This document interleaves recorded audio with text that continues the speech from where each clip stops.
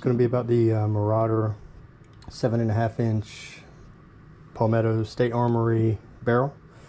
I couldn't find anything on disassembly. All I saw is that you cannot put a suppressor on it, so I wanted to tear it down and see what we got. So this is the flash hider at the end,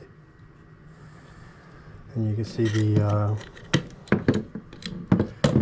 handguard piece goes in here. It's a really tight fit, so I'm not going to slide that back on there. It was a pain getting it off. And then that pin right there lines up into this pin here and keeps that indexed. And then I've already got the handguards off, so I'm not going to talk much about those. They're just standard Mo handguards, and they got the little retainer metal piece on the bottom.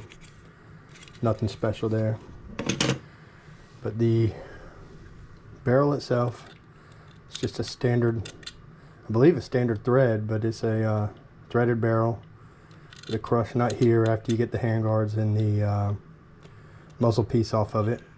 Nothing special. It should accept a suppressor just fine. So that was the purpose of this video, because I couldn't find anything about whether or not this Marauder barrel from PSA would accept a suppressor, and it appears that it in fact will.